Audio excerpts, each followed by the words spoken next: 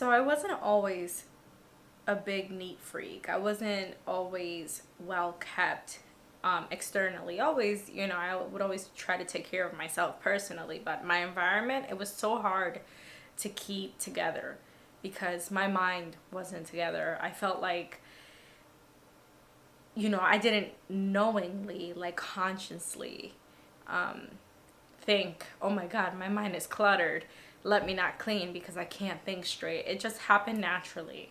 Me feeling terrible uh, caused my environment to be terrible. Like my environment, my life was a reflection of how I felt internally. And we're visual beings. We always wait for something to change for us to change, for us to feel better. We wait for good news to appear so that our emotions can elevate and our state of mind can be positive, when that's the incorrect thing to do.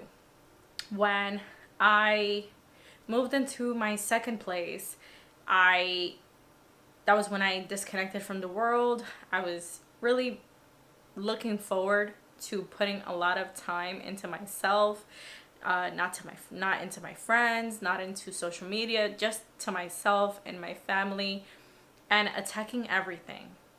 And I started with a very, very small, task, and it was just making my bed every day.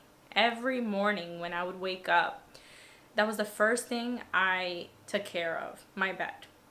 And I focused on my bed simply. Like, even if the whole house looked a disaster and messy, my main focus was my room, my sanctuary, the place where I rested, the place where I would go to journal, to just get away from the chaos of outside.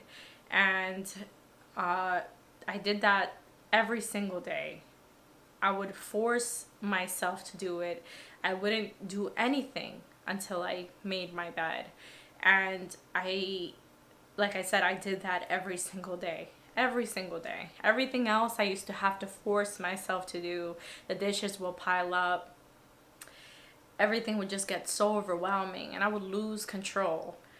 But one thing I always committed myself to doing was my bed and my cleaning my room. And slowly I started to realize that I felt the best in my room. And you know, it just felt so good. It felt so peaceful. It felt clear. Like it was just a place to be. Whether I was sitting on the floor to not mess up my bed or just on the bed, on a perfectly made bed, I had to be in my room. I just felt the best there. And, I said to myself, I ended up having to move. COVID-19 came through. It caused us to make a lot of big changes, and we ended up moving. I ended up moving with my mom, and I had a room. Well, no, actually, we first moved in with Glenn's mom, and I decided I'd rather be with my mom during COVID-19. So it started at Glenn's mom's house, where I just took so much pride in making my bed. And, well, no, like I said, it started in my place, and I continued it into, when I just had a room. And I want you to take a moment to think about this. The only place that I took so much pride and joy in was my room in my house. And that was one thing that I was so committed to, so appreciative of, so grateful for, and so at peace with. Like, it was my room in my home. And like I said, when COVID-19 happened, we had to walk away from the home and move in with Glenn's mom, where all I had was a room. Of course, we had access to the whole house, but it was like I got a room. It's like I manifested just a room.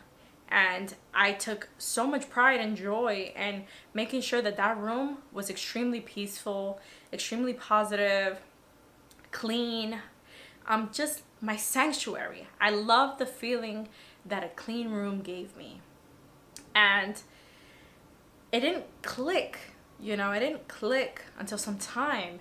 But what was happening here is that I was manifesting my room. I was manifesting a room. Oh, you only want to appreciate a room? You're only grateful for a room? A room is what you're going to get. So, we were in the process of figuring out what we were going to do. Is it a good time to move, to find an apartment, to get into a house? What are we going to do? So in the process of waiting, Glenn's traveling to Australia. We're considering moving to Australia. It's so much things going on that we didn't want to get into an apartment. We took the advantage of receiving help from family until we figured out what it was that we wanted to do. And in the process of me waiting, I ended up deciding that I wanted to move with my mom. And I went to my mom's house, and again, another room that I took pride and joy in taking care of, and I just loved cleaning my room. And that's when it clicked. I was like, oh, I'm only caring about my room, but what about the rest of the house? So, I just started making sure that I took care of, like, I would help my mom organize, I would clean, I would mop, I would take pride in taking care of every little detail. And it became an obsession of wanting everything perfect. And soon enough, and sure enough, things started to resolve. We started to, get more clear on the plans that we were going to do. And we ended up moving into this apartment. And it's just exactly how I always said that I would have it if, the second time around, the third time around that I would move into an apartment or a home, that I would take as much pride and as much joy into the whole entire home, just like I did my room. So that was, I feel like that's the easiest way to start, is to focus on an area and take so much pride in it that it brings you that peace, and you see yourself in this room, whether it's your bedroom, your living room. Just make it so clean and so comfy for yourself that you find peace in it. You are committed to that, and you clean it every single day, and you make it your relaxation environment. And be patient with yourself. You're a work in progress. Nobody's supposed to have it all together. I mean, I see that, there's people out there with 3 kids, a job, a husband, and it's like, how do you keep everyone happy, plus yourself, plus, keep the house in order?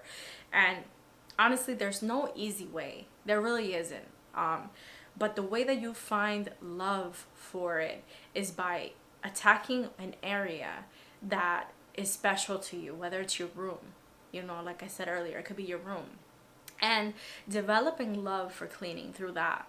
And just look at the details, the curtains, the way that you organize your drawers, the plant that you put on top of your dresser, the rug you choose for your bedroom, the bedding that you decide to put on your bed, things like that.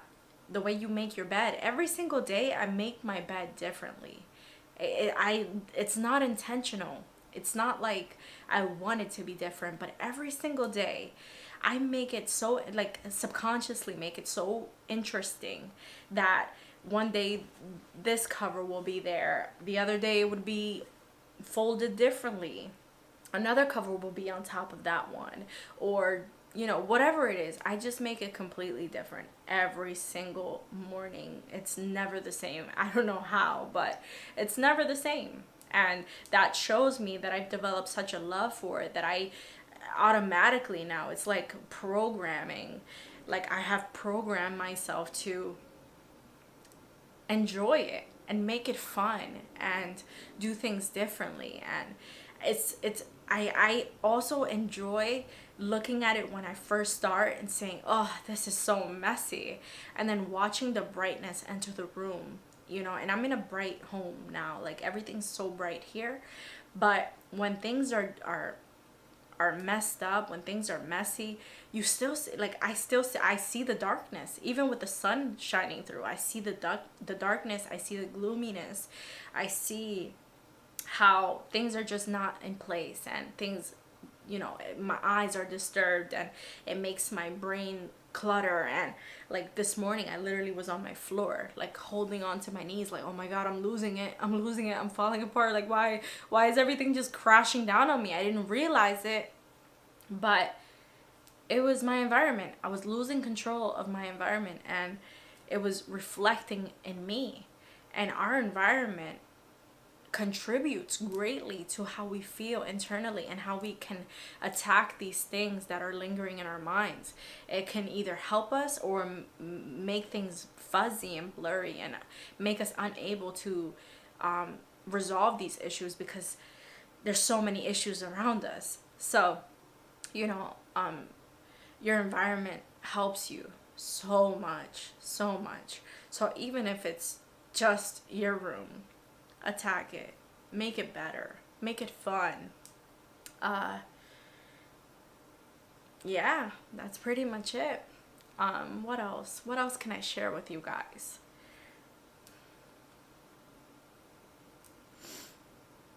Also, the way you feel, the way you look.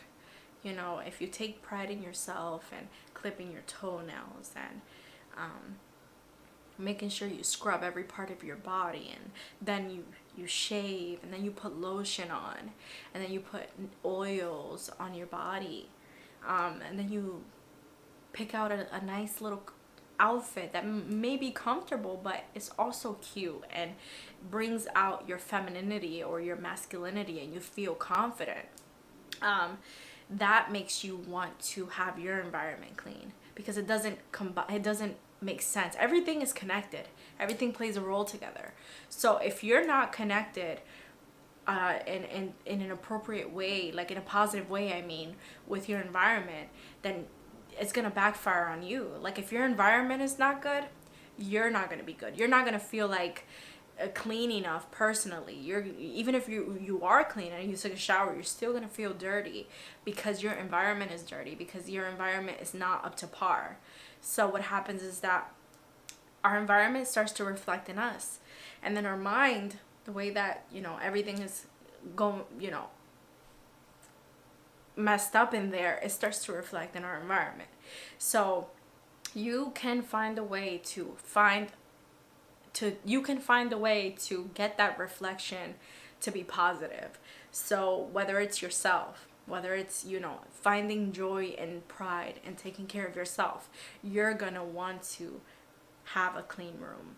You're going to want to have your things in order, because you are in order, and it just doesn't match. And even if it doesn't happen naturally, eventually your mind is going to start molding you and helping you notice and helping you make certain changes, so that your environment could be a reflection of your mind. Or like I said earlier, vice versa. Or you can attack your environment, even if it is one area, and then it'll slowly but surely start to, your mind and yourself, you're gonna start to reflect with that environment. So take care of yourself. Help yourself feel good in every area. It doesn't have to be just one specific area, but you can start with one specific area, but the key is to be well-rounded, not just focusing on one area and then feeling out of balance in another one.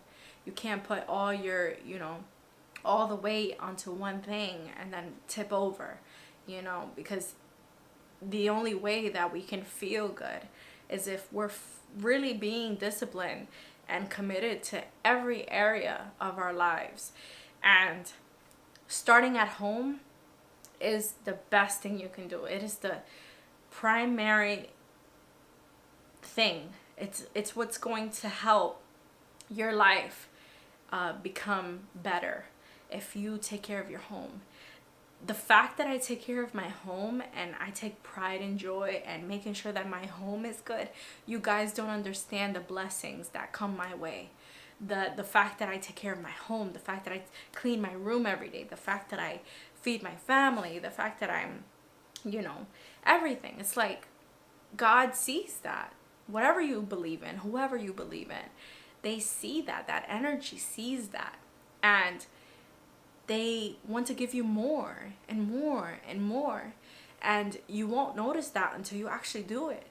Like, ever since I started taking care of my life, of everything, it's like something beautiful out there is like, oh, I'm gonna give her more. I'm gonna give her more. And it's like, before I wasn't like that. Things will come to me. I didn't take care of it. I wouldn't clean my house. I would, but I couldn't keep it clean. I wouldn't be disciplined. I wouldn't keep going. And I would get lazy, and sometimes even a few days would go by and things would just pile up, and the dishes would pile up, and the living room would look messy. My bed would never be made. I used to look at it like, I'm going to sleep later anyway. You know, wake up, leave it there. Only like when I would get visitors would I ever, you know, go so hard in cleaning. Everything else was just mediocre. For you know, like the people that really matter, I couldn't do that for them. So it's like the universe started to strip me and my family apart of things, of things that we took for granted, things that we weren't grateful for, things that, you know, we didn't appreciate. And you don't have to say it. You can feel it, and your energy and the way that you know, the universe will take things away from you to make you see what it was that you had and took for granted. And it's up to you whether on you learn. But yeah, I'm so sorry my camera died. But yeah, it is up to you on whether you learn from that and make your life better and switch up the energy in your life, switch up your mindset, or you know, keep doing the same thing and experiencing the same results. So that's all I have for you guys. Start with one thing. Start with one little task. Start with your room, like I did. It helped me so much. And the more you take pride and joy in these little micro things, the more it becomes like a snowball effect, and it becomes something bigger. And it just starts to get all over the place. And then you just want to get everything right. And it's a process. You have to be patient for. You have to be very patient with yourself, because, you know, you're a human being and it's okay. You're not alone. Take care.